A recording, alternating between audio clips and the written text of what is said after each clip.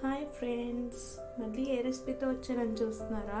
ఈరోజు అయితే క్లైమేట్ చాలా కూల్గా ఉంది. సో మా మమ్మీ అయితే బర్ఫీ రవ్వ ఉప్మా అయితే చేస్తున్నారు. దానికోసం ఆనియన్స్, చిల్లీస్, జింజర్ కూడా కట్ చేశారు. దీనికోసం ముందుగా స్టవ్ ఆన్ చేసుకుని స్టవ్ మీద బాండి పెట్టుకోవాలి. కొంచెం ఆయిల్ యాడ్ చేసుకోవాలి.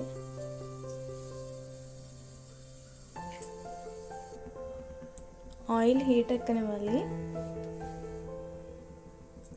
ఆయిల్ హీట్ అయ్యాక దాంట్లో కొంచెం జీలకర్ర,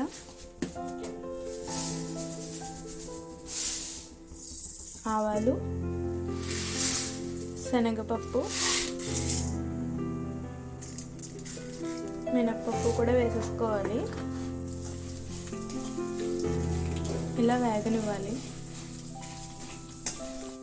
ఇలా కొంచెం వేగిన తర్వాత దీంట్లో పచ్చిమిర్చి, ఆనియన్, జింజర్ కూడా వేసేసుకోవాలి.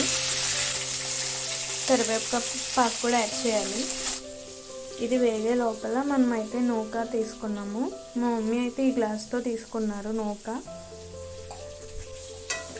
ఒక గ్లాస్ నూకకి 2 గ్లాసెస్ ఆఫ్ వాటర్ ఇలా పక్కన స్టవ్ మీద బాయిల్ చేసుకోవాలి.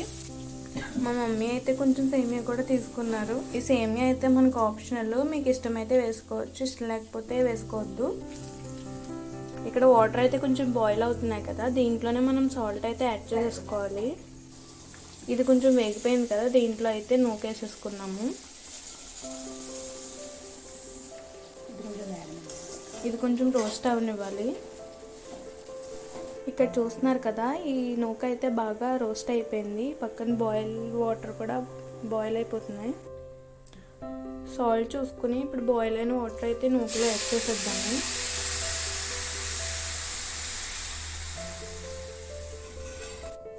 ఇలా వాటర్ వేసుకున్న తర్వాత ఒక 5 మినిట్స్ మిక్స్ చేసుకోండి. చూసారు కదా, 5 మినిట్స్లో బర్ఫీ ఉప్మా అయితే రెడీ అయిపోయింది. మీరు కూడా చల్లని వెదర్లో ఇలా బర్ఫీ ఉప్మా చేసుకొని తినండి. ఇలాంటి మరిన్ని వీడియోస్ కోసం నా ఛానల్ని లైక్, షేర్, సబ్స్క్రైబ్ చేసుకోండి.